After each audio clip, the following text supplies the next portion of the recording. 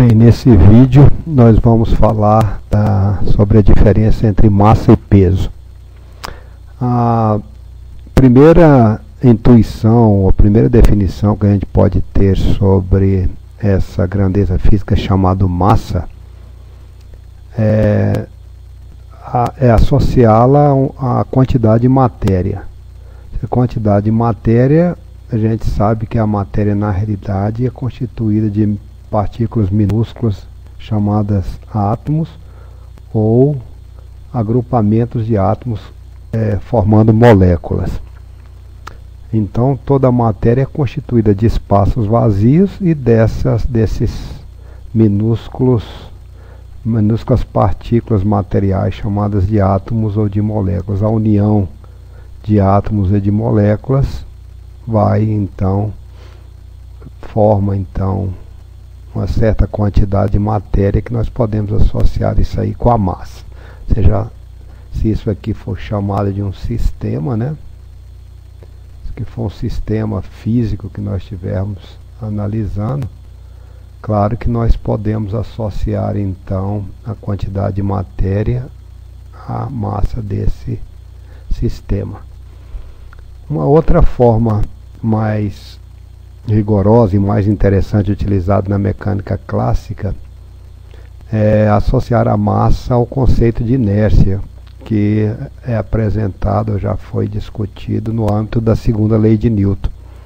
Então, se nós tivermos aqui, por exemplo, um plano horizontal, sobre ele um bloco de concreto representado por esse retângulo de massa m, se ele se encontrar em repouso, ou seja, se ele estiver com velocidade igual a zero, na hora que nós ligarmos o cronômetro, no instante t igual a zero, ele não sairá dessa condição de repouso naturalmente. É necessário que se aplique uma força resultante. Ao aplicar essa força, a velocidade que era zero passa a ser v1, depois cresce para um valor v2, vai para um valor v3, e quem mede a variação da velocidade ao longo do tempo é esse vetor chamado aceleração. Já discutimos isso anteriormente. E a segunda lei de Newton estabelece então que a força é diretamente proporcional à aceleração. Bem, obviamente, quanto maior for a massa, para poder obter um valor de aceleração grande, vamos ter que aplicar uma força também grande.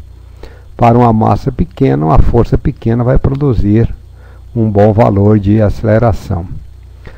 Caso semelhante, se já tivéssemos aqui, por exemplo, esse plano inclinado, esse que nós estamos mostrando aqui, e tivéssemos um corpo que já estivesse descendo nesse plano inclinado, ou seja, na hora que a gente começa a analisar esse fenômeno físico, o corpo já tivesse esse valor de velocidade, que está mostrado aqui. Se nós quiséssemos levá-lo ao repouso, ou seja, diminuir a velocidade até chegar em zero, seria necessário aplicar uma força no sentido contrário à velocidade. Ele ia experimentar essa desaceleração, ou seja, no mesmo sentido da força, até que a velocidade fosse igual a zero. Aqui também continua valendo a segunda lei de Newton, onde a força é igual a massa vezes a aceleração.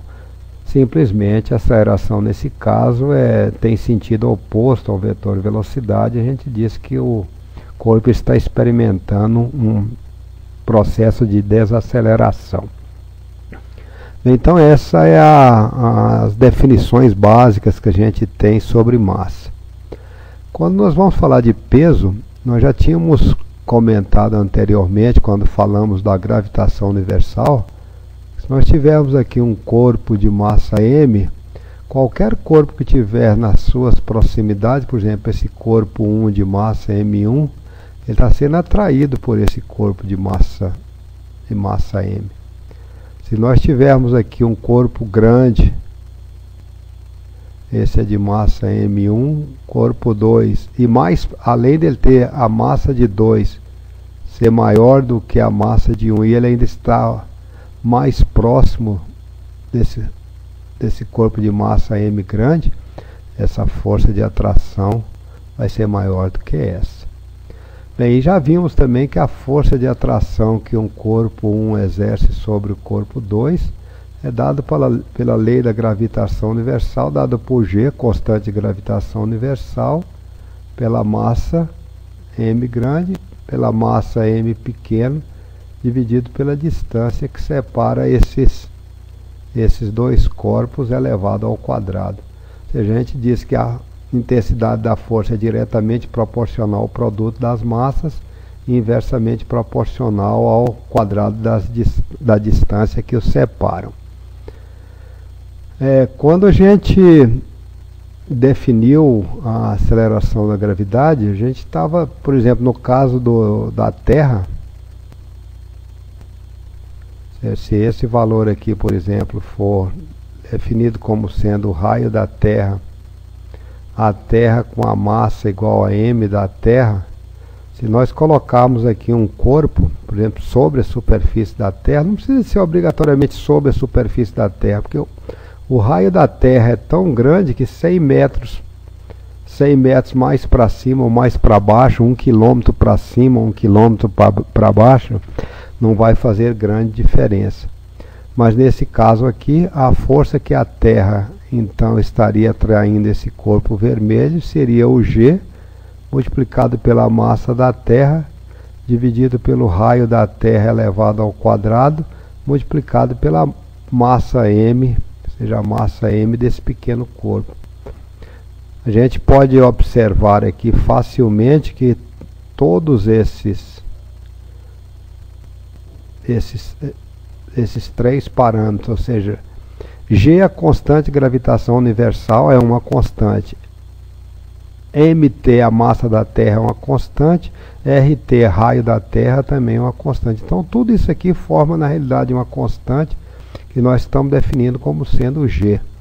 Ou seja, podemos escrever, então, F igual a M vezes G.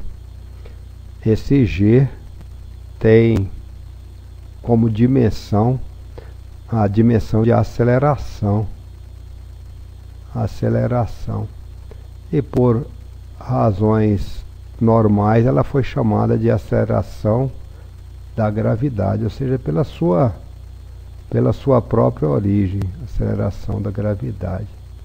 E essa força, que é uma força de atração, ou seja, ela é uma força que a gente define como uma força gravitacional, e é popularmente conhecida como sendo força-peso. Então, só para poder fechar esse assunto, o peso nada mais é do que a força que a Terra atrai certa massa. Então, para ter peso, há que ter massa. Isso é uma questão óbvia. A pergunta que nós podemos fazer agora, primeiro, é qual é o valor de G. Nós já tínhamos apresentado anteriormente que, colocado o valor da constante de gravitação universal, a massa da Terra e o valor do raio da Terra, que o G é aproximadamente igual a 9,8 metros por segundo ao quadrado. E pode ser aproximada, assim, só para efeito das primeiras contas iniciais, ou seja, um valor próximo de 10 metros por segundo ao quadrado. Então, dessa forma, se uma maçã, apresentá-la aqui, ó, uma maçã que tivesse uma massa igual a 100 gramas, ou seja, a massa dela sendo 100 gramas, isso equivale a 1/10 de quilograma. A força com que a Terra atrai ela, que é o seu próprio peso, vai ser igual a 0,1 kg multiplicado pela aceleração da gravidade, assumindo esse valor aproximado de 10 metros por segundo ao quadrado, encontraríamos que a força que a Terra atrai essa maçã, que é igual ao seu peso, 0,1 vezes 10 dá 1 quilograma metro por segundo ao quadrado. Ou seja, quilograma metro massa vezes aceleração, quilograma metro por segundo ao quadrado, nada mais é do que 1 newton. Então, para se ter uma ideia de qual é a força de 1 newton, é a força com que a Terra atrai uma maçã de massa igual a força com que a Terra atrai uma maçã de massa igual a 100 gramas. A outra coisa que a gente poderia perguntar é se tivesse aqui novamente a Terra, tivesse aqui uma árvore lá com seus galhos, e se nessa árvore tivesse aqui uma pessoa dependurada e a massa dessa pessoa fosse, por exemplo, igual a 70 quilos, nós poderíamos perguntar qual é a força com que a Terra, ou seja, qual é a força, peso, ou qual é a força com que a Terra está atraindo essa pessoa. A conta é relativamente fácil, a força é igual ao peso dessa pessoa, que é igual a massa vezes a aceleração da gravidade. Então o peso seria igual a 70 quilos, multiplicado por 10 metros por segundo ao quadrado. Então o peso nada mais seria do que 70 vezes 10 dá 700 quilo metro por segundo ao quadrado newtons. Ou seja, o peso dessa pessoa seria igual a 70 newtons.